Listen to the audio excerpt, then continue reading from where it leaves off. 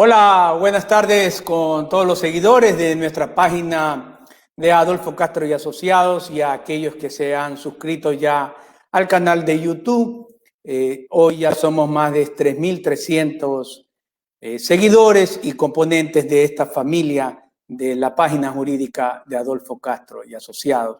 Una semana de labores intensa en donde hemos tratado temas como si el rector de la Universidad Técnica estaba destituido o no. Hay varios puntos de vista, algunos están a favor, otros en contra. Esta página solo analiza el tema desde el punto de vista jurídico, más no afectivo por tal o cual persona. Para los que deseen un espacio, está abierta esta página para recibir sus opiniones, invitados. También estuvimos en nuestro programa de emprendedores de los días lunes, un tema interesante como es el de las deudas. Hemos tratado de mediación, de las pensiones de alimento, y el próximo día lunes estaremos ya atendiendo desde la ciudad de Guayaquil, en donde la firma Adolfo Castro y Asociados abre ya con presencia y estaremos trabajando desde esa bella ciudad.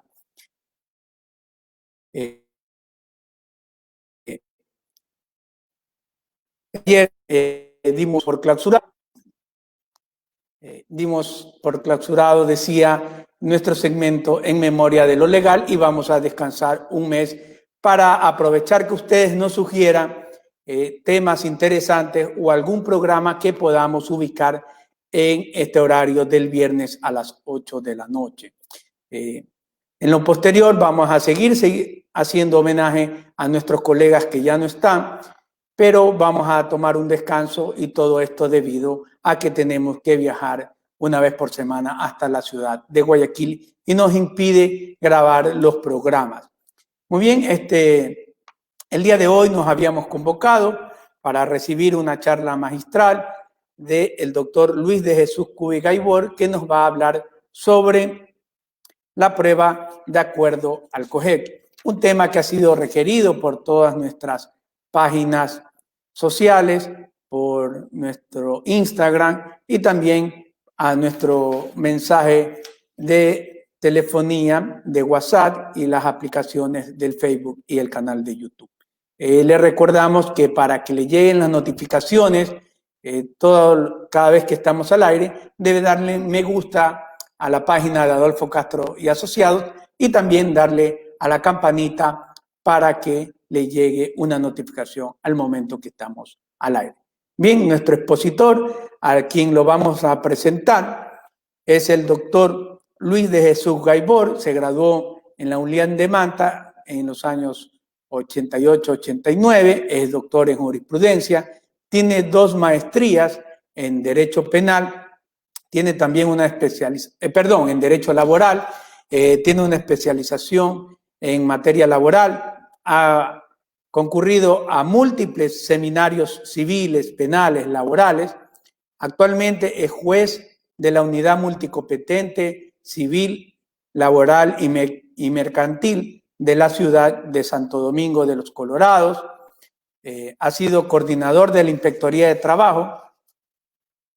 Ha sido catedrático de la Universidad Católica en Santo Domingo de los Colorados, también en la extensión de la ULIAN en la ciudad del Carmen, provincia de Manabí, y también fue designado el mejor juez en el sistema oral en el año 2007. Le damos la bienvenida al doctor Luis de Jesús Gaibor. Doctor, tus palabras de bienvenida y gracias por aceptar esta invitación de la página jurídica de Adolfo Castro y Asociados. Estimado colega, muchísimas gracias por la invitación. Es un honor apoyarle en su proyecto de capacitar a los colegas abogados a nivel de la provincia de Manabí y, por qué no, estilo del Ecuador entero y a nivel mundial. Si tomamos en cuenta algo muy fundamental, lo que es prepararse día a día, me siento Alfarina.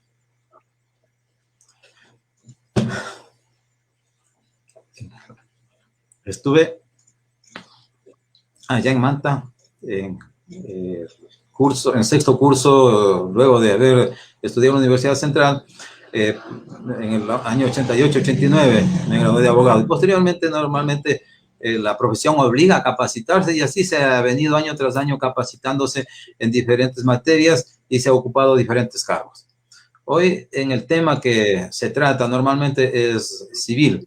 Al hablar de los colegas abogados y especialmente de lo que actualmente es el Código Orgánico General de Procesos que entró en vigencia, que fue publicado en el Registro Oficial 506 del 22 de mayo del año 2015, y también hay una reforma que se dio en el Registro Oficial 517 del 26 de junio del año 2019. Para hablar de tema civil, es como hablamos para los que entienden asunto penal, es hablar de procedimientos. Pero para esto primeramente debemos conocer lo que es los actos de proposición en lo que es cuando hacemos una demanda y cuando realizamos una contestación a la demanda. Por eso siempre se dice a los colegas abogados, cuando reciben a su cliente en su oficina, van a escuchar el problema que tienen. Y de eso va a venir los elementos fácticos. De eso va a salir normalmente lo que llamamos la premisa mayor y menor, y vamos a enfocar un problema, y que esa va a ser la pretensión en la demanda. Como saben decir también en el asunto penal, el problema del árbol envenenado.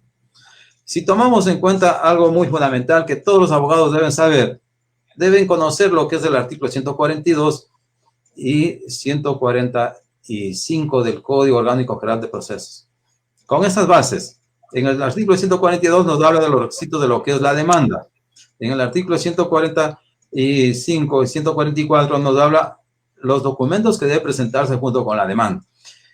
En esta parte, si conocemos los procedimientos en el sistema oral de lo que es ahora el Código General de Procesos, hablaremos del procedimiento ordinario, sumario, monitorio, voluntario, de ejecución y concursal. Pero hablemos de los 4 primeros.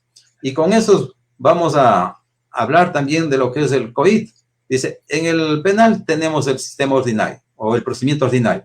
Tenemos un procedimiento abreviado, un directo, un expedito y un privado. Ahora viene cómo se da el problema. Bueno, acá en lo civil normalmente una acción comienza con la presentación de la demanda y todos los abogados deben conocer lo que es el artículo 142 y especialmente en el numeral 7, en el que indica que debe presentar todas las pruebas conjuntamente con la demanda, que eso varió totalmente con lo que era anteriormente al sistema de procesal civil, que la prueba era posteriormente, cambió totalmente todo. Por eso dice en la demanda, el abogado con su estrategia que lo debe hacer. Por eso hablamos de la técnica de litigación oral. Como en cualquier deporte hay un director técnico. Acá también el director técnico del problema va a ser el abogado. Va a diseñar su demanda de acuerdo a los requisitos y una vez que presenta la demanda, el juez tiene 5 días para calificar o mandar a completar. En el caso de mandar a completar, por supuesto, se le va a indicar qué numerales faltan. Y siempre lo que falla en el numeral 7 de la prueba, en el numeral 9 de la pretensión. Una vez que ya en esto, si el juez la manda a completar la demanda y si presenta, normalmente, si ya está bien, se califica la demanda y lo primero que va a disponer el juez es calificar y que se cumpla con las normas de debido proceso y que se cite a la parte demandada. Aparte de esto, en el artículo que les decía anteriormente, en el artículo 143.5, los documentos que debe acompañar a la demanda, especialmente cuando alguien actúa en representación de alguien, una procuración judicial. Documentos habilitantes que acrediten al actor, cuando sea una institución. Copia legible de la cédula de ciudadanía o pasaporte, prueba de si es heredero, medios probatorios que dispongan a sustentar la pretensión, eso de acuerdo al tipo de demanda que lo presente, y los demás documentos que exijan la ley. Aquí también tenemos por otra parte el juez, para calificar la demanda, ya no hace como antes lo hacían. En este caso, hay abogados que dicen ofíciese, con la demanda dice ofíciese a tal lugar, ahora ya no procede eso. Para eso tiene el abogado el artículo 231.4 del Código Orgánico de la Procesión Judicial, para que se oficie a un juez de contravención o a un juez penal, para que él ordene que se oficie y los oficios puedan juntar como prueba documental. Ya acá el juez ya no ordena, porque eso sería una prueba inconstitucional para el juez. La finalidad de la prueba, ¿cuál es? Es llevar al juzgador al convencimiento de la verdad de los hechos. ¿Qué debe probar sea el actor o el demandado? Todos los hechos alegados por las partes. La carga de la prueba, ¿quién lo tiene? Es la obligación de la parte actora probar los hechos que propone, y de la misma manera la parte mandada. Pero aquí también tenemos algo novedoso, que la parte mandada no está obligada a producir pruebas en la contestación cuando ha sido simplemente absolutamente negativo. Todo depende del momento, y especialmente en lo que corresponde a familia y en lo laboral, porque la carga de la prueba le corresponde al demandado. El principio de necesidad: debe probarse los hechos alegados, y así lo vemos los que manejan el COGED, artículos 159, 161 y 162. Tenemos que obligadamente, cuando se cita con la demanda, que los documentos tienen que adjuntarse. Eso es por el principio de contradicción. Y ahí normalmente el abogado de la parte mandada, de acuerdo al procedimiento, en ordinario tiene 30 días, en los otros procedimientos tiene 15 días para contestar la demanda. Y por supuesto que tiene que presentar ahí, una vez que presente, va a presentar lo que es con excepciones previas, de acuerdo al artículo 153, y eso es lo que siempre se les recomienda, que lean ese artículo. Tiene 10 numerales, y ahí normalmente, en primera instancia, si presenta las excepciones previas, el juez tiene que ver. Si presentan una reconvención, de la misma manera. Y si es un caso ejecutivo, tiene el artículo 353 del Código Orgánico Federal de Procesos para presentar excepciones de fondo, porque no es lo mismo una excepción previa que una excepción de fondo. Las excepciones previas se tratan al inicio de la audiencia, sea única o preliminar, que eso luego lo vamos a explicar. Como bien lo decía, al haber una reconvención, se lo da especialmente en los juicios ordinarios. En el juicio sumario no existe reconvención, excepto la conexa. Con la reforma a la demanda puede haber en un juicio ordinario, pero en la reforma a la demanda en juicio sumario no procede. La falta de contestación a la demanda, que está en el artículo 157 del COGED, la falta de un pronunciamiento expreso de parte del demandado. ¿Qué sucede aquí? Que el actor tiene que probar los hechos. O sea, toda la carga de la prueba se revierte. Aquí también el juez tiene otra forma también de actuar. Es en el artículo 168 que nos habla sobre la prueba para mejor resolver. En muchos de los casos, cuando se está en la audiencia y se ve alguna situación que se necesita, el juez puede hacerlo de oficio aplicando esa prueba, y se suspende la audiencia por 15 días hasta que llegue la información correspondiente de acuerdo a la necesidad.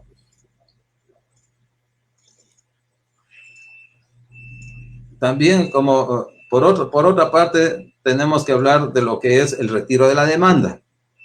El retiro de la demanda se da cuando aún no ha sido citada la parte demandada, y el actor puede volverlo a presentar hasta 2 veces.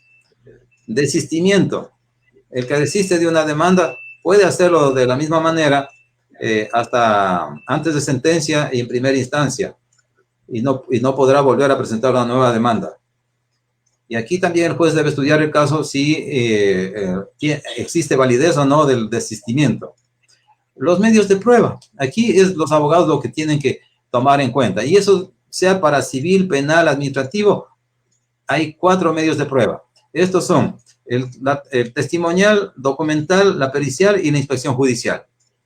De esto normalmente tenemos como abogados y como jueces dominar esta situación para el momento que van a litigar y ver también a la parte actora y demandada cómo han contestado la demanda y qué es lo que han realizado en la parte posterior. Yo como juez, cuando inicio una demanda, normalmente voy a escuchar a las partes. Si es civil, si es en un procedimiento ordinario, si es en ejecutivo, en un sumario, un voluntario, va de acuerdo a la necesidad. Por eso dice, los medios de prueba, cuando el juez admite una prueba, vamos a la primera parte de lo que es una audiencia única. La audiencia única se hace una sola audiencia y se divide en 2 fases. La primera fase dice saneamiento, fijación de puntos del debate, conciliación. Segunda fase es el debate probatorio, que está el alegato inicial, el anuncio de la prueba, la admisión, la práctica de pruebas y el alegato final. Aquí tengo que hacer un paréntesis. ¿Qué es lo que hace en asunto penal? En la parte, hablemos de un procedimiento ordinario. Normalmente ahí también tiene que haber pues, el saneamiento. Ahí van a ver si es que se declara o no la nulidad si es que contraviene o no alguna disposición. Acá en el artículo 107 del Código Orgánico de los Procesos tenemos las causales de nulidad. Si se ha citado, si se ha notificado. Es decir, tenemos que tomar en cuenta esos factores.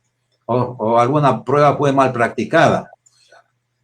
Para hablar del alegato inicial, tenemos que se hace tiene 3 pasos. Y eso es lo que a veces se confunden los abogados. Piensan que ir a la audiencia solo es ir a recitar lo que es la demanda o los fundamentos de hecho. Entonces aquí tiene primero la pretensión jurídica, que es el fundamento de derecho. El fundamento fáctico, que es el fundamento de hecho. Y la oferta probatoria. 3 cosas que hay que resumir. Entonces, con esto, normalmente continúa el proceso. Vamos en la primera parte de saneamiento, como le decía. Sea en el juicio ordinario o en el juicio sumario. Aquí es la oportunidad para despejar las dudas cuando dicen excepciones previas. ¿Qué excepciones previas pudieron haber puesto de acuerdo a la necesidad? Dice, hay incompetencia del juzgador. Dice, vamos en el caso de una letra de cambio en la dirección. Dice, lo quiero en Santo Domingo, pero el cobro es en Manta. Entonces, la dirección vive en Manta. La presentado en Santo Domingo, como toda prueba ingresa, como todo documento que ingresa, el juez tiene que calificar, se manda a citar a la contraparte y el abogado que es técnico va a decir incompetencia del juzgador porque aquí en la demanda, en la letra de cambio dice tal parte y allá tiene que ventilarse la causa. Como propuso la excepción previa de incompetencia del juez, lo primero que se va a tratar en la audiencia es en el saneamiento, es la incompetencia del juzgador. De creerlo conveniente, el juzgador lo ve, va a ser el alegato, el abogado de la parte mandada, y el abogado de la parte actora va a decir, no, pero aquí está la decisión del juzgador y la aplicación de lo que es el artículo 9, 10 y 13 del Código Orgánico Oral de Procesos. Ahí vemos exactamente de qué se trata. Entonces, me guío de conocer y remito todo lo actuado sin declarar la nulidad, le mando a un juez competente de la ciudad de Manta para que continúe con el procedimiento. En esa parte estaríamos hablando de la primera causal. En excepciones previas tenemos causas que son subsanables y no subsanables. Por ejemplo, si ponen una prescripción, dice una caducidad, una cosa juzgada, y si de justificarse, pone fin al proceso. Eso está en el artículo 295 del Código Orgánico Oral de Procesos.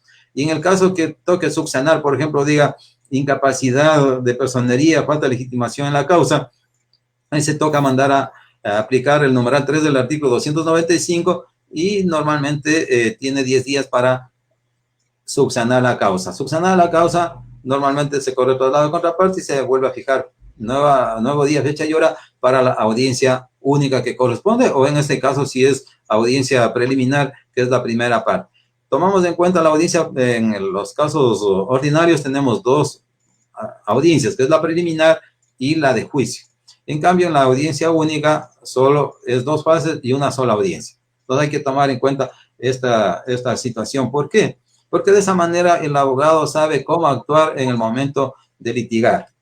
Por eso, el momento de litigar también, aparte de lo que aplica la técnica de litigación oral, también debe saber de la neurolingüística. Esto también es otro factor muy importante dentro de los casos. En las excepciones previas que normalmente se trata, cuando ya hablamos de la primera fase, hablamos del saneamiento, ya viene la validez procesal, luego viene la fijación de los puntos del debate, se llama en el juicio, o hablemos del procedimiento sumario, ejecutivo, y en el oral se llama fijación del objeto de la controversia. Entonces, fijados estos puntos, después pasamos a lo que es la conciliación.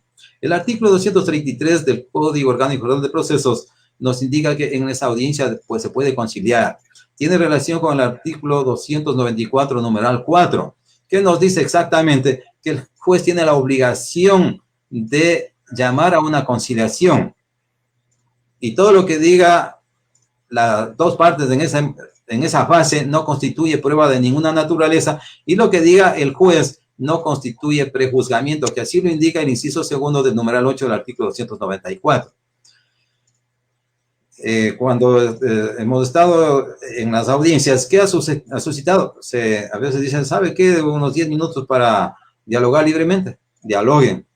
En muchos de los casos han solucionado la litis y ese mismo momento, aplicando lo que es el artículo 234, numeral 1 del Código Orgánico de Procesos, se aprueba en sentencia.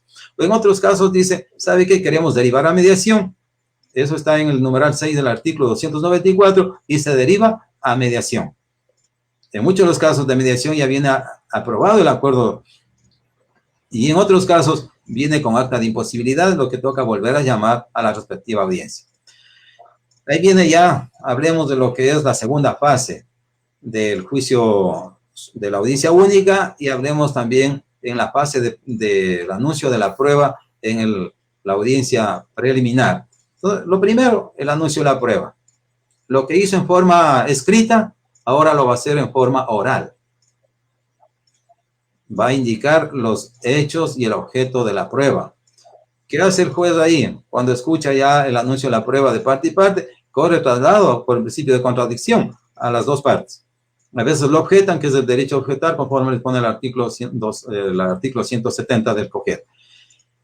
Luego de que ya ha pasado este paso, también viene acuerdos probatorios. Y los acuerdos probatorios también existen en el Código Orgánico General, con el Código Integral Penal. Ustedes en lo penal también hacen convenios con el fiscal, acuerdos probatorios, porque aceptó la... Sí, ¿qué dice ahí? Acepta la responsabilidad, menos pena, etc. Entonces acá dice acuerdo probatorio y esa prueba ya no lo producen, simplemente lo que tienen que hacer es en el alegato hacer hincapié. Después viene de la admisión de la prueba, que normalmente el juez tiene que tomar en cuenta lo que es el artículo 160 del Código Orgánico Federal de Procesos, cumplir con los requisitos que conlleva en esta parte. Tiene 3 requisitos que tiene que cumplirse, que la prueba tiene que ser conducente, pertinente y útil. Cumplidos esos 3 pasos, el juez, si ve que cumple esos requisitos, da paso. Caso contrario, le inadmite, es decir, le excluye esa prueba. Pero aquí tiene algo muy fundamental. Una de las partes que se le excluye una prueba puede apelar ese momento y eso se le confiere en el efecto diferido. Tome en cuenta esta palabra. Esto quiere decir que se difiere y continúa el proceso, y el diferimiento que tienen que normalmente sustentar, eso tiene que ser resuelto por la Corte Provincial cuando vayan a apelación. Luego viene la producción de la prueba. Aquí es lo más importante en la producción de la prueba, que el juez tiene que estar atento, porque como todo en el sistema oral, la parte actora, la parte demandada, si es prueba documental, ¿cómo va a producir la prueba? Tenemos el artículo 196, que tiene algunos numerales, y especialmente se aplica el numeral 1, en el que indica que la parte que produce una prueba tiene que dar lectura a la parte pertinente que lo requiere como prueba. No es como en el sistema anterior del procesal civil, que decía, agréguese, y lo común que se ponía, que se agregue al proceso y se tenga como prueba de nuestra parte todo de cuánto auto sea favorable. Eso ya se terminó. Acá lo que tiene que hacer la parte actor o demandada es dar lectura a la parte pertinente de lo que quiera producir la prueba. Vamos en el caso de un juicio ejecutivo. Si tiene una letra de cambio, hojas 1, dice aquí está la letra de cambio, va a dar lectura a toda la cantidad en números, de la cantidad en letras, la dirección, el deudor, la firma del acreedor, la firma del deudor en la parte reversa y las fechas. Correcto. Una vez que dice esta prueba, corro, traslado a la contraparte, porque le estamos exhibiendo el documento y corro, traslado. ¿Va a impugnar? ¿No va a impugnar? Es el momento para impugnar. Y si se olvidaron de impugnar ese momento, ¿qué sucede? Precluyó el tiempo porque después ya no lo pueden hacer. Entonces, eso también, la preclusión, es muy importante saber, porque eso también lo sucede en el campo penal. Precluye. Si ya no anunció la prueba, ¿qué sucede? ¿Qué sucede? Ya no puede volverla a presentar. Y por eso es el momento indicado cuando presenta la prueba en forma escrita con la demanda. Y cuando lo anuncia en forma oral, en el momento de la audiencia. Ahora viene, también estarán inquietos por decir, ¿y si hay prueba nueva? Por supuesto, va a haber una nueva prueba. ¿Por qué? Porque cuando contesta la demanda la parte requerida o ejecutada, también puede proponer puede proponer otros hechos. Y el momento que se califica la contestación a la demanda, que es de la misma manera que se lo hace la demanda, y en el caso que no complete, que no esté completo, le mandamos, tiene 3 días para que complete. Una vez completado, continúa el trámite y la otra parte tiene 10 días para contestar nueva prueba. Mire, esa es la ventaja del nuevo Código General de Proceso. Antiguamente no había eso. Aquí ya se acabaron las pruebas sorpresas. Antiguamente había las pruebas sorpresas que al último momento lo estaban poniendo. Aquí no, señor. Ahora es igualdad. Por eso dice la Constitución de la República, en el artículo 11, numeral 2, dice el derecho de igualdad. Igualdad. ¿Por qué? Porque tiene que ir en las mismas condiciones a litigar. En el momento que ya produjeron vamos en el caso que sea una escritura pública, dice, están demandando la nulidad de una escritura. Juicio ordinario, correcto. Dice, ¿cuántas cláusulas tiene la escritura? Están 10, 15, 20 cláusulas, cualquier. Todas las cláusulas no va a ir a leer. Simplemente tendrá, en el momento que usted anuncia la prueba, ¿qué va a decir el abogado? Voy a dar lectura a la cláusula quinta, sexta, la cuarta, inclusive hay abogados que son muy didácticos y muy pedagógicos, hasta le mandan subrayando con un resaltador. Y eso es lo más práctico, porque la contraparte ya va a saber de lo que es. Incluso al hablar de la comunidad de la prueba, cuando corremos traslado a la contraparte, el mismo documento también puede servirle como prueba. Si hablamos de la escritura, acá dijo cláusula quinta, sexta, séptima. Correcto. Allá la otra parte voy a decir, va a ser prueba para mí la cláusula novena, la cláusula décima. Con el mismo documento también puede servir de prueba. Esto ayuda. Ahora vamos a lo que es también en la prueba documental tenemos documentos públicos, documentos privados. Hay documentos que tiene la parte demandada. Ahí tenemos el artículo 220 del COGED, en el que dice el abogado que tiene que también saber en eso, que exhiba los documentos.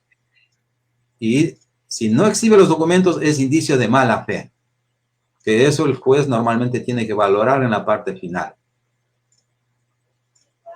Entonces, si tenemos, dice, también queremos hacer reconocer la firma y rúbrica. Por supuesto, hay una firma y rúbrica. Dice, una letra de cambio, esa no es mi firma. Muy bien. Un peritaje. Correcto. Se sortea el perito porque ahora es puro sorteo de peritos. Si es de criminalística, no paga honorarios.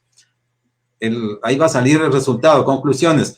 Eso no es auténtica la firma. Si es auténtica la firma, se cayó la excepción.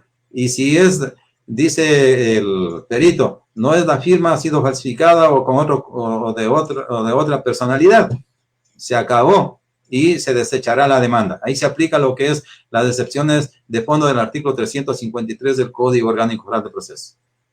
Entonces, eso el abogado tiene que conocer estas herramientas que le van a ayudar a salir de los problemas que tienen con sus clientes. Y normalmente, ¿quién va a salir aventajado? Y es el abogado. Por otra parte, también, a veces también presentan prueba documental que es privada, no es pública. Si está la firma, puede pedirle el reconocimiento de firma. Tenemos el artículo 217. Nos dice que reconozca firma y rúbrica. Correcto, firma y rúbrica. Eso es en la prueba, lo que es la prueba documental hablando. También hay a veces prueba deforme, ¿no? Documentación falsa. Cuando se encuentra documentación falsa, el juez tiene la obligación de remitir copias certificadas a la fiscalía para que se investigue. Vamos con lo que es ya la prueba testimonial. Aquí la prueba testimonial también es muy importante para las partes. ¿Qué sucede dice, queremos probar con testigos? El testigo tiene que ser idóneo, tiene que haber visto todo lo que lo que le quieran preguntar, porque cuando anunciamos la prueba, tenemos que anunciar qué es lo que va a declarar el testigo. El testigo no es que va a inventarse ese momento, el testigo tiene que ser idóneo, porque en el momento que va a rendir la declaración, ¿qué sucede? Normalmente se puede hacer un contraexamen, y si se cae, cometió el delito de perjurio. El artículo 182 del COGED es muy claro, declaración falsa. El juez tiene la potestad de mandar copias certificadas de la sentencia y del audio de la audiencia y del acta de la audiencia a fiscalía para que se realice el enjuiciamiento penal por perjurio. Aparte de eso, también dice, tenemos el artículo 177 del Código Orgánico General de Procesos, que nos indica que la declaración debe ser en forma presencial. Ya se acabaron los deprecatorios, porque antiguamente con el procedimiento civil anterior, ¿qué sucedía? Los deprecatorios a última hora a declarar en otro sitio, en una parroquia o en otro cantón, ¿no? Ahora tiene que estar presencial. Salvo el caso de necesidad, algún problema que suscite, podrán solicitar también que se declare y se le acepte la declaración por videoconferencia. Aparte de esto, el testigo o en la declaración de parte que rinda, sea el actor o el demandado, tiene que estar asistido por un abogado, porque el juez le toma bajo juramento de ley, no religioso. Eso también, que activamente sí se le decía, jura por Dios, ahora es ante la ley. Jura decir la verdad y nada más que la verdad, y le van a decir sí. Entonces, ¿conoce las penas de perjurio? Sí, correcto. Y normalmente va a interrogarse. Aquí también el juez tiene la facultad de hacer repreguntas cuando algo que vea oscuro, o a veces hay preguntas que no completa bien, aclare esto.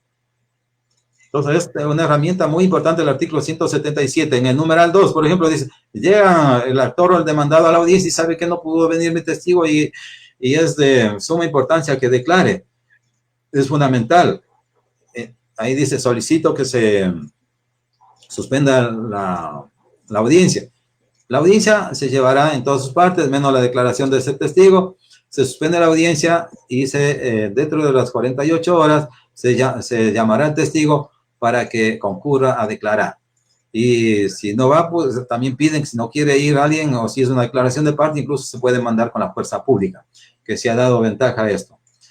El juez también, aquí también cuando el abogado, empleando lo que es la declaración de litigación oral, tiene que saber preguntar, tiene que saber las clases de preguntas, qué tipo de pregunta es, si es compuesta, subjetiva. Y el juez tiene la obligación, cuando son preguntas inconstitucionales, impertinentes, capciosas, o también hablan otras preguntas que no vienen al caso, decir, no, señor, eso no procede. En el momento de la declaración, que le hace la pregunta al que le está haciendo, si la parte actora pidió la declaración de un testigo, correcto, hace las preguntas, pero la contraparte tiene la obligación de alzar la mano y decir, señor juez, objeto a la pregunta. ¿Qué le va a decir el juez? Justifique, fundamente. Si fundamenta, se da paso a que cambie la pregunta. Y eso también es en el sistema penal, en iguales condiciones. Vamos y como es en esta parte también, el juez que está revestido de administrar justicia, claramente podemos conocer cuando un testigo dice la verdad o cuando está negando, o cuando niega las cosas o cuando está distorsionando, cuando quiere favorecer a una de las partes. Para eso empleamos lo que es, y tenemos que conocer también de neurolingüística. Entonces, ver cómo actúa, cómo está la mirada, cómo están sus manos, si mira a la izquierda, a la derecha, mira hacia arriba. Todos esos son signos de que está en problemas. O si fue a declarar por primera vez, hay personas que están nerviosos, o cuando ya han sido acostumbrados a declarar, ni les va ni les viene. Y por supuesto, entonces, en el momento que la parte demandada o la parte contraria le hace repreguntas, evaden contestar. Entonces ahí también viene lo que es el testigo hostil. Entonces a ese, cuando le declaramos testigo hostil, pueden hacerle cualquier clase de pregunta. Cuando evade contestar preguntas, tenemos el numeral 6 del artículo 177, en el que indica que el juez tiene la potestad también y la libertad de darse cuenta lo que esté evadiendo para en el momento de resolver pueda aplicar. Luego tenemos lo que es vamos a lo que es los peritos. El perito es muy importante en este caso, en la declaración. ¿Por qué se pide la intervención de un perito? Aquí, de acuerdo al reglamento de peritos, el reglamento, hablamos de la resolución 40, ¿qué sucede en ese caso con el perito? Cuando en momentos que el juez tiene que, en la audiencia mismo, en ese instante, sortear el perito, sea para una inspección judicial, normalmente fue pedido en la prueba, o también tiene el juez prueba para mejor resolver. El perito tiene la obligación de presentar su informe. Siempre se le da el término de 5 días, y de acuerdo al artículo 225 del COGED, se pone en conocimiento de las partes por el término de 10 días. ¿Para qué es esto? Para que hagan observaciones, nada más. No, y si lo impugna, correcto. Pero el perito tiene la obligación de concurrir a la audiencia, sea única o de juicio, a sustentar su informe con lo que indica el artículo 222 del COGED. Y lo va a hacer bajo juramento. En el momento que lo hace bajo juramento, tiene que estar asistido de un abogado. Y él va a sustentar el informe de acuerdo a la pericia que realizó. No puede irse a declarar otras cosas que no vio. Entonces, eso es muy importante sobre el contenido del informe pericial.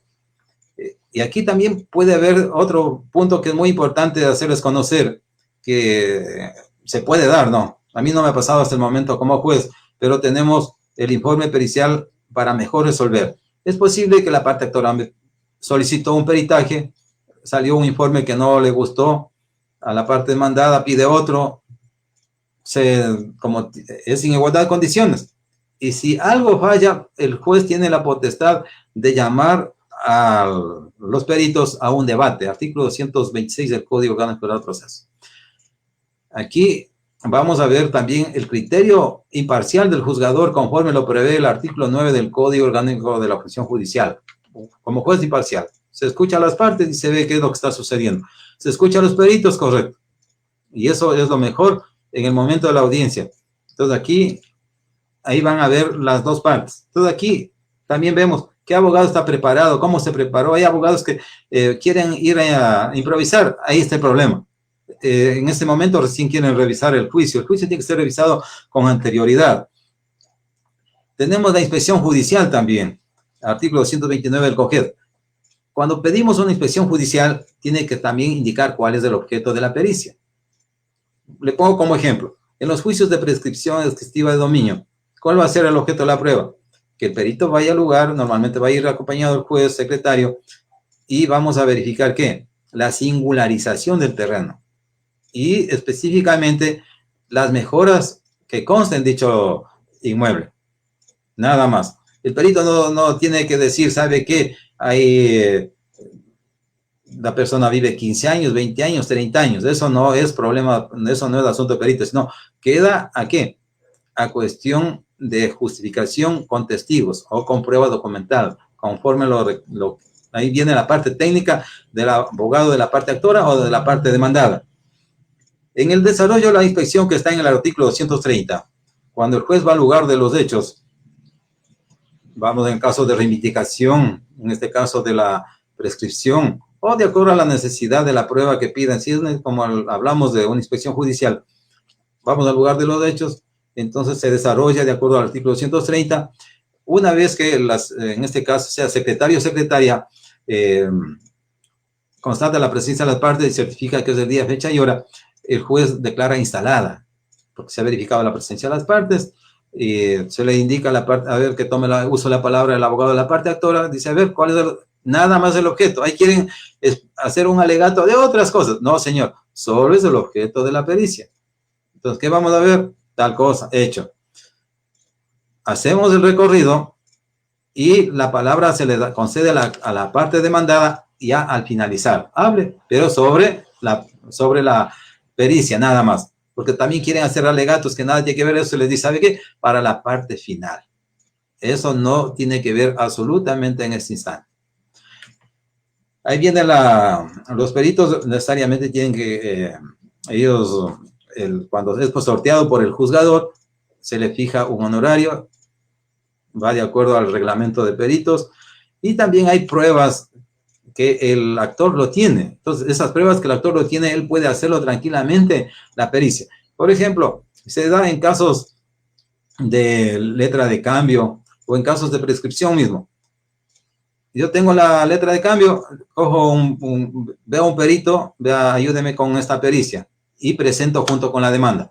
Si hay una prescripción, digo, ayúdeme a hacer esta pericia, el perito va, como ya conoce los lineamientos cuáles son, hace la pericia y presenta el informe junto, el abogado va a decir, sí, aquí está la demanda, y es algo certero. Y esto es ventajoso, porque se ha dado casos de que en la demanda presentan de una manera la parte de singularización, y va yendo a lo que es ya a la pericia misma, y en el informe que presenta, a veces hay más terreno o a veces hay menos terreno.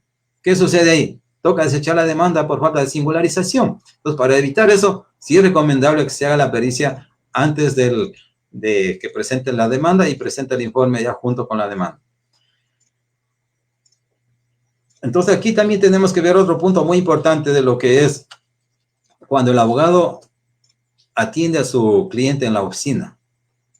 Al último no va a estar el abogado en apuros. Pues para eso la dirección técnica que debe tener, lo mejor que debe hacer por su cliente, cómo va a redactar en una demanda, qué es lo que lo va a realizar. Entonces, el momento que va a realizar, volvemos a lo que es, estamos hablando de lo que es en la parte de la prueba, correcto. Anunció las pruebas, se sustentó las pruebas, ahora ahí sí viene el alegato final. En el alegato final o de cierre, que también hacemos una comparación con lo penal, el abogado tiene que ser convincente.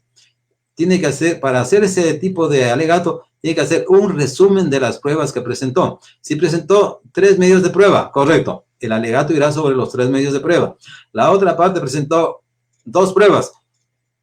Para desacreditar esas pruebas, tiene que también hacer un alegato para contradecir de la misma manera. Entonces, en esto de los alegatos de cierre es bien importante, porque aquí tiene que haber la credibilidad, tiene que, en la forma de exponer, en la neurolingüística, normalmente viene la forma de hablar, de mover las manos, la forma de ejecución del timbre de voz, si es bajo, si es alto, todo eso va a impactar en el juez, y especialmente la prueba que haya resultado bien. Entonces, el juez le queda, ¿qué? Para resolver, le queda analizar en su conjunto, conforme lo dispone el inciso 2 y 3 del artículo 164 del Código Orgánico Federal de Procesos. Es lo más importante, porque de ahí el juzgador, ¿qué es lo que va a hacer? Va a analizar la prueba. Entonces, no es que el juez va a improvisar. El juez no tiene nada que improvisar. Simplemente lo que va a hacer es, de acuerdo al momento, dictar el fallo que le corresponde. Entonces, sí puede ser a favor o en contra de la parte demandada. Y para esto, si estamos hablando del medio de prueba que fue óptimo, la parte actora hizo bien su prueba, la parte demandada no pudo hacerlo, normalmente el juez tiene que darle la razón. Vamos a lo contrario. Si la parte actora no demostró sus hechos, por eso dice, a veces hablemos un dicho, dice, más vale, dice, no, teniendo el derecho no puede ejercerlo el derecho. Entonces a veces ha tocado desechar la demanda porque no hicieron una buena defensa. Ahí viene la apelación. Antiguamente, antes que se reforme el Código Orgánico General de Procesos, en la misma audiencia, aplicando lo que es la parte final del inciso primero del artículo 156, podían apelar en la audiencia. Pero ya con la reforma que hubo el 26 de junio del año 2019, se acabó. Bien pueden apelarse en ese instante o tienen 10 días para hacer. Inclusive hay personas que no pueden ir ni a la audiencia, y la audiencia salió en rebeldía, pero tiene 10 días para apelar porque ya se llegó a la audiencia. Y aquí el juez también tiene otra potestad, que el derecho de acción tiene que ser calificado para las costas y honorarios de la defensa. Eso está en el artículo 284 y 285 del Código Orgánico General de Procesos. También tiene concordancia con el artículo 12 del Código Orgánico de la Función Judicial. Y en asunto laboral, en el artículo 588 del Código de Trabajo. El juzgador se da cuenta cuando ha habido litigio de mala fe, hubo uso y abuso del derecho. El juez puede mandar a pagar hasta 10 remuneraciones aquí, a la parte demandada o a quien se fije las costas. Y en el caso de que, vamos al caso de que el demandado a la audiencia, ni el abogado. Ahí tenemos, el juez tiene la facultad del numeral 4 del artículo 131 del Código Orgánico de Procesos de sancionar al abogado hasta con 2 remuneraciones. Entonces, todo esto haciendo un balance, toda esta situación, es muy importante que el abogado esté preparado en el sistema oral. Acá tenemos una pregunta, dice, si hacen preguntas, correcto, estamos listos a contestar. Pero como les digo, en esta parte, hablemos de otra cosa en el asunto laboral. Justamente tenemos una prueba hablemos, en el caso no consentido también puede servir de prueba, pero también cuando existen otros elementos bastos. Tenemos el juramento deferido a favor del trabajador, que tiene 2 cosas muy fundamentales que justificar. Antiguamente el juez le preguntaba, pero ahora, ¿qué le decimos? ¿Sabe qué? Al abogado de la parte accionante tiene el derecho a hacer 2 preguntas. Hágalo. A veces no lo saben hacer, toca uno ayudar. Entonces dice, ¿qué? ¿Desde cuándo? Dice, hay 2 cosas, desde y hasta cuándo laboró. Nada más. Ahí viene. La otra pregunta, ¿cuánto inició ganando y cuánto terminó ganando? Y normalmente, si hay otras pruebas, tiene validez. Vamos al caso que tenga testigos, no le ayudaron como es debido. No hubo una prueba que realice el nexo causal, se desechará la demanda por falta de prueba. Pero cuando hay muchos de los casos también hay que los empleadores niegan totalmente que no ha sido el trabajador. Y en este caso, la defensa de la parte accionante también solicita inspección judicial al lugar de trabajo. Y a veces nos ha tocado ir. El momento que vamos a ese lugar, muy bien, señor trabajador, a ver, detalle, ¿dónde usted laboraba? Y lo dicen con lujo de detalle todo, con la naturaleza del caso. ¿Es creíble o no es creíble? Por supuesto. Entonces, esa también es una prueba muy importante cuando niegan la relación laboral.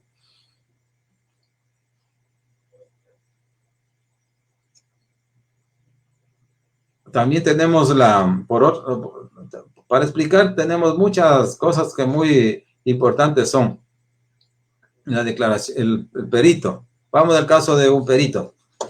Se dio un caso en un proceso que yo tuve. Yo vi el proceso y vi fotografías, era de un proceso de prescripción activa de dominio. Las fotografías anexadas en la demanda y el informe, correcto. Una casa, todo.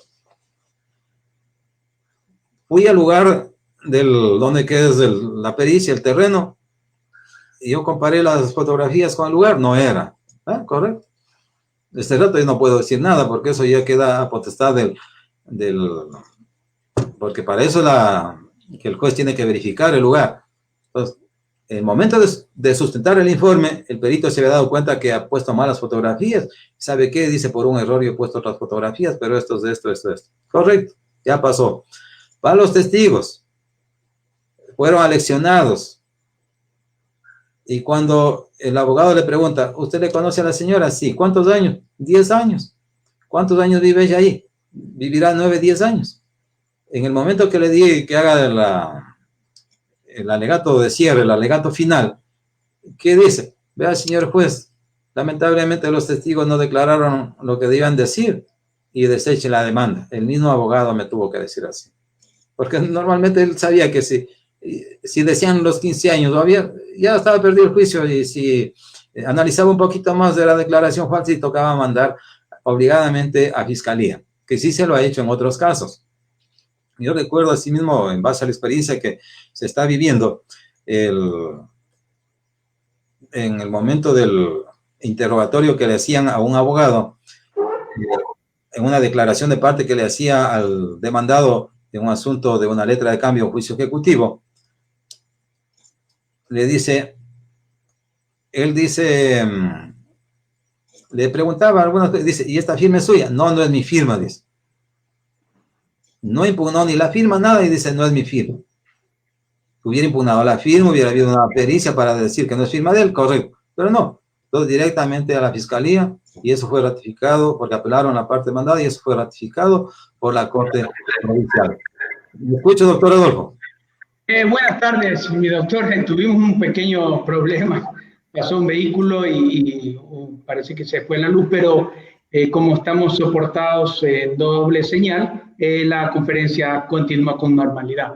Tenemos preguntas de los que están observando la conferencia, por lo cuanto me desconecté un momento hasta este problema de la luz. No sé si te ha dado respuesta o la empezamos a responder ya. Empezamos a responder. Ok, perfecto.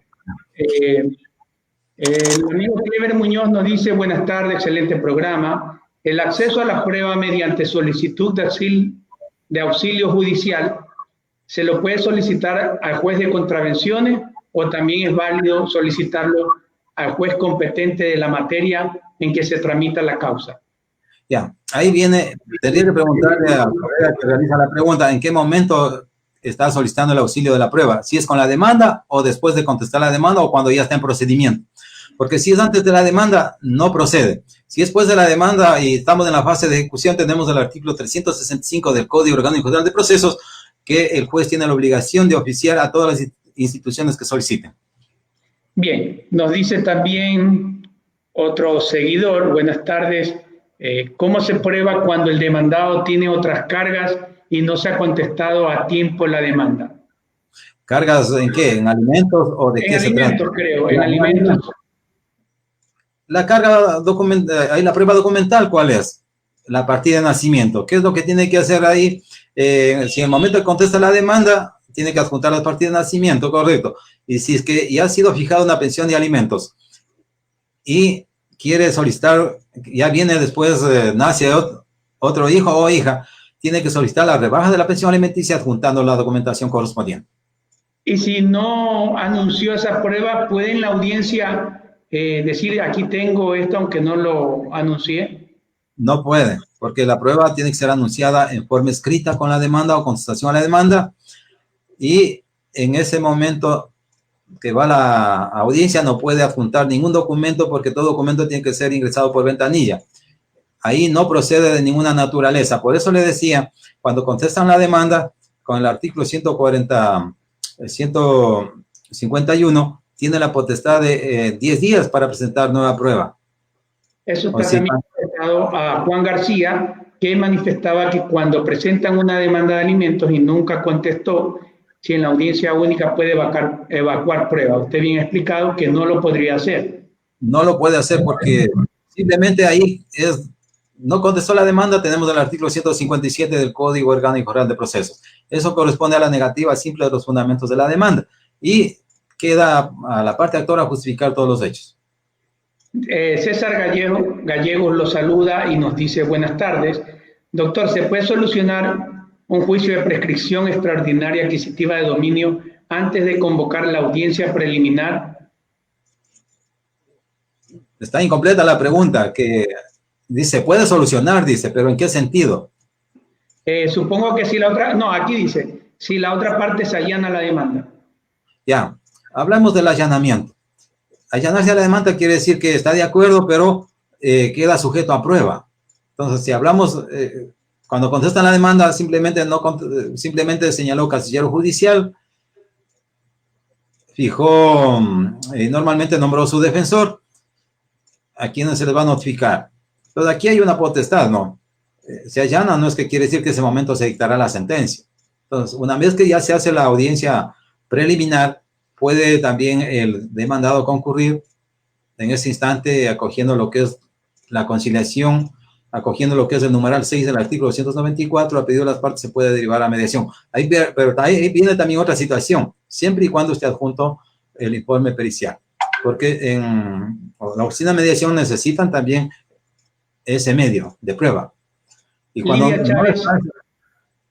Lidia Chávez nos pregunta que una mujer embarazada, ¿cuál es la prueba eficaz o cuáles son las pruebas eficaces para demostrar su relación amorosa con el demandado? Está hablando de si está embarazada, el eco y el certificado médico.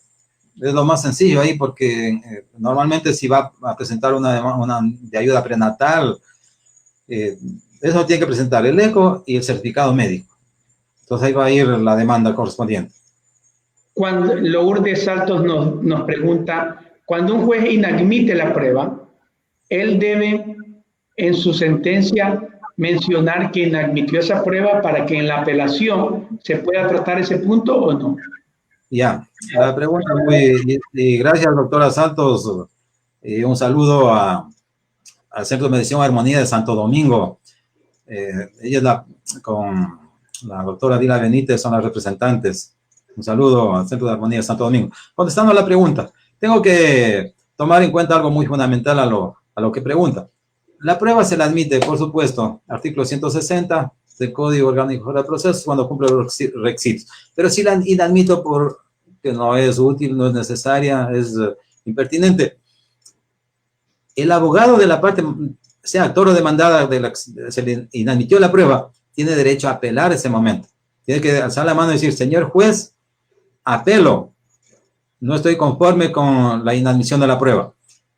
Y debe ese momento decir el juez, se le concede el efecto diferido. Y por supuesto, cuando yo redacto la demanda y cuando los compañeros redactan la demanda, en forma obligada hay que hacer constar que se inadmitió esa prueba y que la parte, cualquiera de las dos partes apelaron. Eso sí o sí lo pongo eso. O sea, le manda saludos, le envía saludos Roger Castro Coronel de la ciudad de Manta y le pregunta, ¿la nulidad absoluta puede ser alegada por cualquier persona que tenga interés en aquello? Un contrato celebrado por terrenos que afecta a derechos de varios herederos, solo un heredero demanda su nulidad. La pregunta es, ¿habrá falta de litis consorcio pasiva si el Código Civil dice que cualquiera puede alegar la nulidad absoluta? Ya, en teoría, el Código Civil nos dice eso, pero normalmente en la práctica, ¿quién se cree normalmente quiere reclamar un derecho, acude a justicia, normalmente va a declararse una nulidad absoluta de un contrato, de una escritura? Un heredero puede solicitar al resto, pero ahí tenemos que ver cuáles son los requisitos o cuál fue el problema para la nulidad. Incluso hay casos que se cuenta con el notario. Hay casos que no se cuenta con el notario. Pues va de acuerdo al problema radicado y especialmente al enfoque que haga el abogado en la demanda. De acuerdo a eso, va a lo que es la nulidad absoluta. Entonces, bien, si es necesario, se cita a todos. Si no es necesario, no, pues que son herederos, obligadamente tiene que citar a los herederos. Porque un heredero no está conforme, él demanda la nulidad a los otros herederos. Tiene que citar a ellos, inclusive por el fallecimiento de la persona, tiene que hacer la publicación por la prensa a los herederos desconocidos. Artículo 58 del Código Orgánico Federal de Procesos. Aura Vilés nos pregunta que si una vez que las dos partes, actor y demandado, presentaron pruebas, la señora juez pidió un receso para dictar su resolución en una audiencia de alimentos, pero ocurre que en estos días de receso al demandado lo despiden de su trabajo y sus ingresos económicos se reducen. ¿Él puede practicar esto como nueva prueba o no? Ya, de lo que yo entiendo la pregunta, dice, el juez o jueza suspende la audiencia para dictar la resolución. Ahí está aplicando el artículo 93 del Código Orgánico General de Procesos, que el juez tiene 10 días para suspender la audiencia para dictar la resolución. Bueno, en caso de niñez, los términos son menos. Vamos que en ese caso le dice, le despidieron. Yo como juez vuelvo a la audiencia, ya fue prueba no practicada porque ya no puede practicar prueba. Entonces, necesariamente, ahí tiene un recurso que puede interponer la parte mandada. Yo como juez voy a dar la resolución de acuerdo a las pruebas que practicaron y produjeron, y así va a ir la resolución. El que no está conforme, alza la mano, apelo y tiene que fundamentar dentro de los 10 días para mandar eso a la Corte Provincial, y ellos ahí también tienen la oportunidad de presentar una prueba nueva. Precisar, doctor, que en este ejemplo que pone nuestra televidente es que ya la prueba había precluido, entonces ya no se puede valorar. Por esa misma razón, yo como juez le digo, yo voy solo a dictar, ahí ya no puedo decirle prueba este momento porque ya precluyó, porque ya la etapa ya pasó, incluso ya hicieron alegato final, todo, y solo fue suspendida para dictar la resolución. Dicto la resolución y por eso es la recomendación que se le hace. Lo que tiene que hacer es específicamente apelar y presentar la documentación que corresponde a ver si le aceptan nueva prueba en la Corte. Ok, Manuel Santín Torres nos pregunta, en los juicios ordinarios de prescripción extraordinaria adquisitiva de dominio, ¿puedo presentarme como un tercero perjudicado por cuanto con el inmueble del juicio está tomando terrenos de otros posesionarios que también están prescribiendo o quieren prescribir? Bien, un saludo al doctor Santín, Santo Domingo. Gracias, doctor Santín, por hacer esta pregunta muy importante. Hablemos de un tercero perjudicado. Artículo 48-49 del COGED nos indica claramente en qué instante pueden presentarse un tercero perjudicado a reclamar sus derechos. Por supuesto, si se presenta, va a justificar los hechos, tendrá que estar en la audiencia preliminar. Si se la acepta con la disposición del artículo 50 del COGED, será parte procesal. Y si no se lo acepta, no será parte procesal. Pero del juez, normalmente en el caso que cita el colega abogado, yo ver como juez de eso, le daría paso para ver hasta qué punto es, porque todo se determinaría lo que él dice, como dice el fundamento que se ampara en la inspección judicial, a ver si es cierto o no es cierto. Porque de ser cierto, normalmente ya tendría que desechar la demanda de prescripción. Un saludo a Mari Ceballos, quien nos invita también a visitar su página y no hace ninguna pregunta, solo nos saluda. Virginia Cubi también le da sus gratos saludos. La pregunta de Livia Chávez era cómo probaba esa relación amorosa. Eso es con testigo y que puede probar. Pues. Ahora verán, en este caso puede estar demandando la unión de hecho. Ahora, como bien le decía, si es que es para reclamar un asunto de una ayuda prenatal, suficiente con lo que le decía. Pero si ya es para formalizar una unión de hecho mediante juez, normalmente tendrá que haber otros medios de prueba. Entonces, unas pruebas será lo que está embarazada, otro tipo de prueba será testimonial también, para que sepan desde cuánto tiempo han estado juntos. Bueno, ahí ya depende de la técnica del abogado que presente la demanda para que pueda auscultar el criterio del juez y para darle la veracidad de la información. Johnny Piedra nos pregunta, cuando se adjunte el informe pericial a la demanda de prescripción extraordinaria de dominio, ¿también debe el juez acudir a inspeccionar el inmueble en materia de la prescripción? Claro, justamente es lo que decía hace un momento, en algo que expuse. Es obligación del juez ir al lugar de los hechos. El hecho que me haya presentado, que haya justificado el informe adjuntando a la demanda, es una parte, correcto. Pero el juez tiene la obligación de ir, incluso con el mismo perito, a ver el lugar. Porque y lo que yo le decía en el ejemplo que le puse anteriormente, me tocó un caso. El abogado adjuntó en la demanda adjuntó en este caso el informe. Y el momento que fuimos allá, yo comparo las fotografías que estaban ahí con la casa que estaba, no eran las mismas. Yo no le puedo decir nada de eso, ¿vea por qué? Porque le estoy dando aviso. Cuando fue a la audiencia, él se había dado cuenta y dice, ¿sabe qué, señor juez? Yo me había equivocado bajo estos puntos. Y a otro juez le pasó algo, que de un lote de terreno le presentaron unas fotografías que tiene casa. Y el rato que vaya al lote de terreno, no había casa. Entonces, eso también se presta a manipulación. Y entonces es obligación del juez ir al lugar de los hechos. Aquí nos dice el economista Álvarez, excelente exposición del doctor, y le pregunta, por costos de un litigio hereditario, cuando el cliente no puede acceder al certificado de gravámenes del registro de la propiedad y cuentas bancarias, pólizas y acciones, se puede solicitar por medio de auxilio judicial de conformidad al artículo 169. Verá, el artículo, normalmente, si ya presentó una demanda, ya está en transcurso, está en investigación, y ya fue anunciado. Yo como juez de familia y con ese caso, yo sí le mandaría a que se investigue esa situación, porque sí hay potestad para eso. ¿Por qué razón? Porque por algo del inventario que se está haciendo.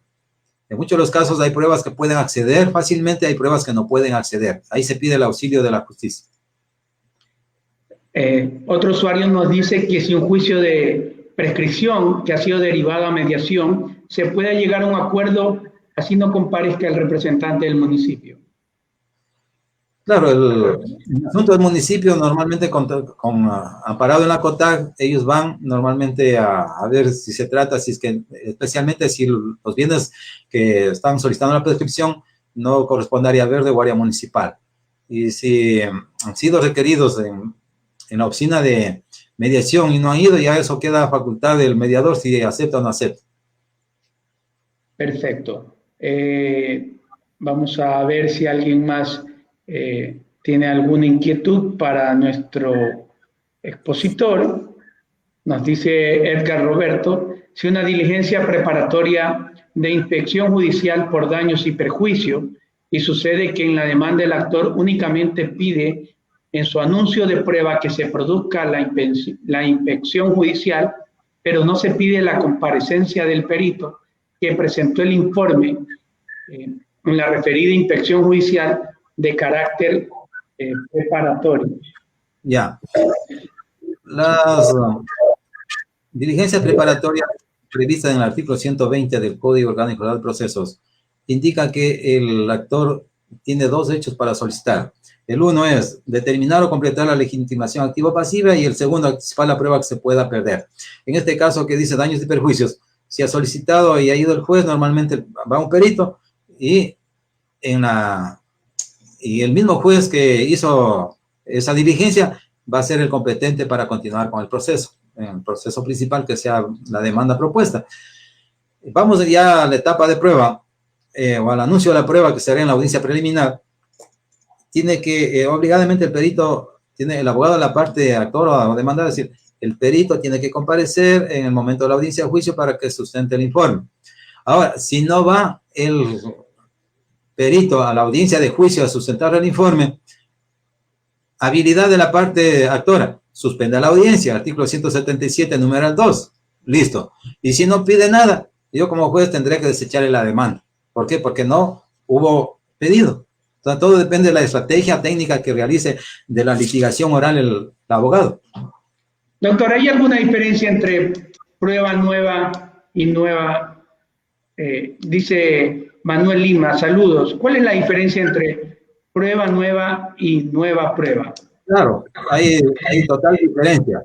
La nueva prueba es la que se solicita dentro de los 10 días de cuando contesta la demanda. Contestó la demanda y yo notifico a la contraparte para que presente prueba nueva, correcto. Ya. Nueva prueba, digamos, nueva prueba.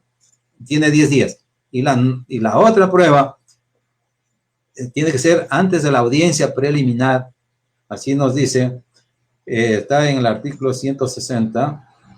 ¿Qué nos dice ahí sobre ese tipo de prueba? Que debe presentarse siempre y cuando resulten nuevos hechos y se relacionen a la causa. No es nomás de solicitar la prueba que corresponda. ¿Por qué razón? Porque en ese caso, y también queda potestad del juez sobre la prueba. Artículo 166, prueba nueva. Así se lo llama, la que indica. Entonces es la diferencia. Entonces la una, cuando contestan la demanda y el juez le notifica la contestación con la demanda. Ahí tiene 10 días para presentar pruebas sobre los mismos hechos. Y en el artículo 166, prueba nueva, tiene hasta antes de la convocatoria a juicio o audiencia única para presentar ese tipo de prueba. Pero siempre que se relacionan a los hechos y quedan en potestad del juez aceptar o no aceptar esa prueba. Livia Chávez también nos pregunta si en los juicios de alimento de mujer embarazada basta nomás presentar el test o la certificación de que está embarazada para que se le atribuya al demandado que es responsable de pasar alimentos o que es responsable de ese embarazo. En una prueba de embarazo, obligadamente tiene que ir la certificación médica. El ECO no es. Es una prueba, sí, pero vuelta el certificado médico es el que ordena. Así dice la ley. Y esa es la única prueba como para decir, si una mujer dice, estoy embarazada de Adolfo Castro y solo lleva el certificado de un ginecólogo que está embarazada, ¿eso es suficiente para mandar a pagar a Adolfo Castro una pensión de alimentos? Ahí ya viene el procedimiento. Normalmente es la palabra de ella contra la suya, ¿no? En el momento que ella va a hacer el trámite correspondiente y se da el procedimiento, por supuesto que va a haber otros medios de prueba. Se presume, ahí viene la presunción judicial, artículo 172. Dice la presunción judicial, ¿qué dice? Por algo le están demandando, entonces se presume que es el padre. Ahora dice, para impugnar esa paternidad, tendrá que esperar que nazca el hijo y normalmente, de acuerdo a las reglas del Código Civil 240, dentro de los 180 días tiene que impugnar la paternidad, porque si lo deja de ahí pasar, no procede la impugnación de la paternidad. Doctor, y cuando nació el niño, le hago el ADN y resulta que no es mi hijo, ¿qué pasa con todo el dinero que pagué yo por alimentos? Ahí viene otro asunto. Si está dentro del término correspondiente, usted solicita la prueba del ADN que tiene que ser dispuesta por juez, y si sale que es negativo, entonces usted tiene la potestad, ya quedaría a su libre criterio de mandar un juicio de daños y perjuicios. Okay. Le está causando un daño moral. Luis Romalino lo saluda y dice, en un juicio laboral en que hay dos demandados, uno de ellos presenta como excepción previa falta de legitimación pasiva, la actora se allana a esa excepción, a lo que el abogado del otro demandado apela de esa decisión, pero el juez no le da paso porque en su criterio esa decisión no le afecta. Verá, excepciones previas se resuelven en la primera parte de la audiencia. En este caso, como es un asunto laboral, tenemos audiencia única, existe la etapa de saneamiento y estamos hablando de las excepciones previas. Si plantean la excepción previa, por supuesto, dice, para el abogado justifica, y el juez no le da paso, tiene la potestad de apelar. Entonces ahí irá la apelación en el efecto diferido. Ahora, si el juez le da paso, tiene la potestad de justificar, de subsanar la causa en el término de 10 días. Una pregunta que nos hace el economista Álvarez, le hacemos conocer que en los próximos programas vamos a tratar sobre la unión de hechos post-mortem, que sí se puede dar, y los jueces, usted me ayuda con la respuesta, maestro, se puede dar, y es un evento que ha pasado mucho ahora en tiempo de pandemias. Tenemos anotado ese tema como una charla exclusiva, pero si algún TIC nos puede ayudar, le agradecería. Contesto la pregunta también, ¿no? Sí, sí se puede dar la unión de hecho post-mortem. Normalmente tiene que justificar, de acuerdo a los medios de prueba, tiene que justificar, incluso saben solicitar que se exhume el cadáver para que se abra la prueba del ADN, eso sí ha suscitado. Entonces eso ya depende de, como bien lo dice, la aplicación de la parte técnica en la elaboración de la demanda. Doctor, nosotros le habíamos pedido 1 hora de su tiempo, hay muchas preguntas que están. No sé si contamos con su venia para seguirle dando lectura a las preguntas. Yo estoy abierto al diálogo. No depende de usted también el tiempo que usted tenga ya No, en medio digital. nosotros seguimos, doctor. Seguimos. Dice Podemos continuar. Aura Avilés, todavía falta el alegato final. La jueza suspendió la audiencia en base al artículo 166. Cuando reanude la audiencia, puedo presentar... Bueno, eso ya le contestó a usted que ya no puede presentar y que eso debería presentar una apelación. Miguel Brito nos dice, en un juicio de ejecución por reclamo de especie, la parte actora solicita un perito para una liquidación, la misma que es impugnada. ¿Se le corre traslado al perito o cuál es el procedimiento? Ya, en asuntos de ejecución son muy diferentes. Ya ahora ya va la pregunta, ¿no? ¿La ejecución va de sentencia ejecutoriada o por título de ejecución? Todavía bien. Si es de sentencia ejecutoriada, la ejecución va directamente, inicia con nombramiento de un perito, hace la liquidación correspondiente al capital, le agrega los intereses y va a salir un valor. Si impugna normalmente va a decir que no está de acuerdo. ¿Qué hacemos nosotros?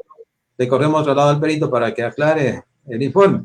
O en su caso, de acuerdo a la necesidad, se llama a una audiencia que le llamamos genérica para que esté presente y ausculte el criterio, porque ahora todo problema de revocatorio, todo de acuerdo al artículo 79 del Código Orgánico General de Procesos, se le llama a una audiencia para resolver cualquier incidente que quiera darse. Entonces, si es procedente, se da. Si no es procedente, no se da.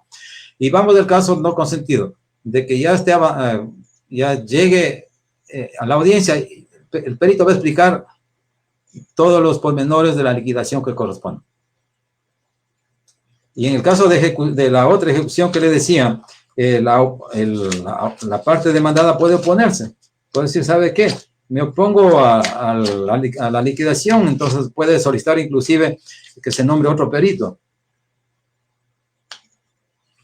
Ya, nos dice César Gallegos que cuando usted acepta una demanda de prescripción, esa demanda la manda a inscribir en el registro de la propiedad para que no exista ningún tipo de venta sobre ese bien porque está en litigio.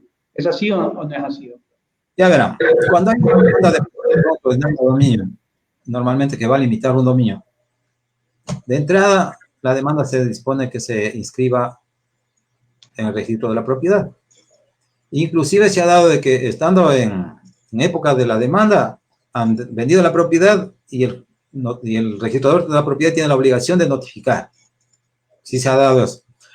Ahora, el otro caso que se da la sentencia y en la misma resolución, la parte final se indica que tiene que cancelarse la demanda y tiene que inscribirse la sentencia y que la señora secretaria o secretario entregue las copias certificadas de la sentencia con la finalidad de que surta de suficiente título de dominio. Y tiene que cumplir con todas las disposiciones de la COTAG en la municipalidad, pagar los respectivos rubros que conlleva notaría, registro de la propiedad, y será válido ese documento como título de dominio. Pero no lo puede vender mientras está en litigio, porque parece que eso es la pregunta de César Gallego, que si la vende, eso sería nulo. Ahora, mire, aquí viene la situación. Si durante el proceso el registrador de la propiedad nos notifica que ya está vendida esa propiedad, corremos trasladado con esa documentación a las partes. ¿Qué puede darse ahí? Entonces ahí tenemos que ver hasta qué punto hemos llegado, está avanzado el proceso del juicio.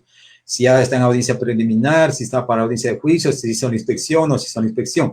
Usted sabe que en el momento que se va a hacer la inspección, uno se determina qué está sucediendo ahí. Si vive esa persona misma ahí o no fue poseedor de buena fe. Cuando no son poseedores de buena fe, pasa esas cosas. Doctor, nos dice el amigo Chicho Caicedo, si los mensajes enviados a través de WhatsApp y otras plataformas los puede imprimir, llevar a una notaría pone que son, no sé qué tipo de, porque me dice, los imprimo, los llevo a una notaría, ¿se los puede considerar como válidos en una prueba o no? Eso no sería prueba, porque solamente está llevando a una notaría, está desmaterializándolo. La prueba que corresponde es una pericial con un técnico de computación. Ok, con un Sí, perito de criminalística, ¿no? sí, porque está desmaterializando, no sabemos si es de ese mismo celular o de otro celular. Entonces, la prueba pertinente sería con un técnico de computación. Que si hay de criminalística, incluso cuando se nombra peritos de criminalística, a ellos no se les pone honorarios y tranquilamente pueden dar haciendo la prueba. Bien, nos dice acá también nuestra amiga que cuál es la diferencia. ¿Cuál es la diferencia entre singularización e individualización? Singular e individualizado viene a ser un sinónimo. Singularizado el terreno, ¿qué quiere decir? Si es de 200 metros cuadrados, los linderos. El otro caso está hablando de un mismo sector. Individualizar quiere decir, identificando el terreno. Era lo mismo. Individualizar, singularizar. Nos dice Miguel Nicolai Brito Donoso, me parece que era una pregunta anterior, dice, mismo que se ratifica, ese perito se lo debería contrainterrogar en una audiencia especial. ¿Qué debería señalar el juez? La audiencia especial no es en el momento de la prueba de la audiencia única, que es en la segunda fase, o en la audiencia de juicio en asunto ordinario. Entonces, el perito tiene que obligadamente concurrir a sustentar el informe de acuerdo a lo que dispone el artículo 222 del Código Orgánico General de Procesos. El perito bajo juramento va a indicar qué hizo o no hizo en ese momento de la inspección. Y, por supuesto, las dos partes tienen el derecho de contrainterrogar al perito. Pero ¿en base a qué? Al peritaje, no otros hechos que no haya realizado dentro del trámite correspondiente. Paola Gordillo Arevalo nos dice, si un juez de lo civil sentencia al lugar la demanda de la prescripción adquisitiva extraordinaria adquisitiva de dominio, manda inscribir al registrador de la propiedad y el registrador le dice que no puede inscribir porque existen otros dueños que son diferentes a los que han sido demandados. ¿Qué ocurre? ¿Qué se puede hacer en ese caso? Ya, en este caso se ha llevado un procedimiento. Hay una sentencia ejecutoriada, se manda al registro de la propiedad extintiva, si no inscribe ya es responsabilidad de allá. Porque el juez, ¿qué hace? Dispone lo que se ha llevado en efecto. Si fuimos a una inspección judicial, ¿quién está ahí? La parte actora. Entonces, ¿qué quiere decir? Que cuando fuimos allá no eres el terreno, ya están otros dueños. Entonces, quiere decir que demandó mal. Entonces, cuando en este caso, en el caso no consentido de que se encuentre que son propietarios de otras personas, el certificado de gravámenes es lo que manda, ¿no es cierto? ¿Quién es el titular de la propiedad? Entonces, con eso uno se sabe quién es, si se ha demandado o no se ha demandado al legítimo propietario. Entonces, ese es el legítimo contradictor. Si dice, ya está en manos de otra persona, quiere decir que esa persona no estuvo viviendo ahí, quiere decir que engañó al juez, habría fraude procesal. Entonces, ahí vienen algunos pensamientos para poder contestar sobre esta parte. Bien, nos dice María Terán Montes, doctor, ¿a quién demando la representación de una menor si fallece el padre y la madre también fallece y no ha sido reconocida por la madre? La menor está con los abuelos paternos. Gracias. Bueno, ahí es otro problema. La menor dice, la mamá falleció, el papá falleció, está con los abuelos. Entonces, tiene que demandar ante el juez de la familia la custodia de la menor. Y ahí le van a nombrar como tutor a los abuelos. Entonces tenemos que partir de la partida de nacimiento. Entonces, no hay otra persona, entonces van a darle la custodia a los padres, a los abuelos de la parte materna. Gustavo Manosalva le agradece por habernos impartido sus conocimientos del cual se ha nutrido en esta tarde. Johnny Piedra nos dice, doctor, dice que a pesar de adjuntar en la demanda de prescripción el informe pericial, el juez debe acudir a inspeccionar el inmueble con el mismo perito. ¿Para qué se anexa el informe a la demanda si el juez de la causa va a realizar una inspección tal como se hacía en el Código de Procedimiento Civil. Gracias. Ya. Del Código de Procedimiento Civil es muy diferente a la inspección actual. Con el CPC, que así le decimos, la inspección se lo hacía y el juez y secretario levantaban una acta en ese instante. Pues le dictaba, las dos partes exponían y listo. Actualmente, le invito a que revise el artículo 230 del Código Orgánico de Procesos, nos indica que él tiene que hacerse un video de la inspección. Ya. Yo puedo, como le digo, voy a inspeccionar si ese perito que hizo la pericia que adjuntaron el informe, digo, él también tiene que estar presente ahí. Y como bien lo dije anteriormente, ya cité un ejemplo, tengo que verificar si es o no es la propiedad de eso. No sé si sea posible, pero recordamos que el señor ponente es juez y me están pidiendo que nos facilite su número telefónico el señor Miguel Brito Donoso. Entonces, no sé qué responderle al amigo. Verá, en cuestión de amistades, todo a veces se puede dar, ¿no? Pero sí es un poco delicado porque me pueden estar preguntando cosas que yo mismo debo aplicar. Claro, entonces, claro. Querían hacer hasta prevaricar. Entonces, en esta parte, hay abogados, sí, hay abogados que conocen bastante de asunto civil y le recomendaría que vea uno en la ciudad de Manta, de Puerto Viejo, no sé de dónde sea el doctor o la persona que nos está diciendo. Me gustaría asesorarle, pero lamentablemente la condición de juzgador me impide esa situación. Aclaramos que este es una charla académica y el señor juez no se puede referir a ningún caso que él está tramitando por obvias razones. María Barragán nos dice, en caso de presentar el juicio ordinario, el cobro de dinero por correo electrónico desmaterializado por un notario, ¿basta este documento o debe pedir como prueba una pericia que demuestre a quién pertenecen los correos electrónicos? Bien, un saludo en Guaranda a la doctora María Barragán, saludos en Manta al doctor Mano Salvas, a la abogada Virginia Cubi, a Mercedes, en Quito, a mis hermanas. Contestando la pregunta de la doctora María, debo indicarle, cobro de dinero. Normalmente el asunto ordinario es para investigar y declarar un derecho. Aquí depende de las pruebas que tenga. Si dice solo presenta una tipo, tiene que tratar de justificar más pruebas, ¿no? Si dice hay suficiente documento que hizo el depósito en un banco, hay, como ahora estamos ya con la tecnología, hay chat en Messenger, hay WhatsApp, podrían pedir un peritaje con un perito para ver si son o no verdad esos documentos, porque desmaterializar no de un Messenger, bueno, eso podría hacerlo, pero ya de un celular necesitaríamos también el otro. Entonces, para todo es peritaje. Eso yo también le recomendaría a la doctora. Para todos son peritajes para justificar. Doctor, nos pregunta el economista Álvarez Rengifo, ¿cuál es la diferencia entre un tercero y la figura del amigo Curiae? Ya, el tercero en asunto civil está en el artículo 48, que puede, si esa persona tercero tiene perjuicio, puede comparecer a juicio. Y el amigo Curiae, normalmente en asunto administrativo, con la Defensoría del Pueblo, cuando ponen una acción de protección, que puede presentarse otras personas a reclamar derechos allá, o hacer parte también que le incluyan ahí para que sean escuchados.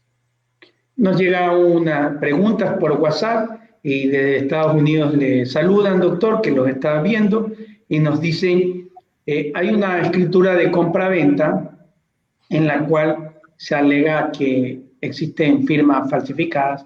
¿Hasta qué tiempo se puede demandar la nulidad de esa escritura? Bien, aquí tenemos dos cosas.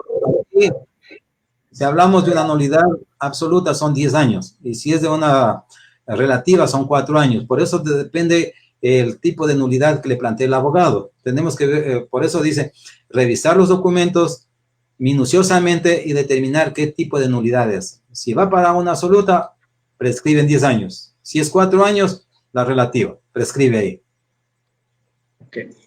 Creo que, doctor, hemos evacuado todas las preguntas que nos han llegado. Yo le agradezco infinitamente y quiero comprometerlo porque como usted es un hombre conocedor de temas laborales y civiles, nos permita tener otra oportunidad de tenerlo un sábado en este tipo de charlas. Estoy a las órdenes. Un saludo. Gracias. Estoy dispuesto a colaborarle y un saludo final, un abrazo a todos. Gracias, doctor. Un abrazo a todos. Gracias por habernos ilustrado de esta manera con múltiples dudas que tenemos todos y será hasta una próxima ocasión. El día lunes nos encontraremos nuevamente con nuestro informativo legal. Gracias a todos, un abrazo y será hasta la próxima semana.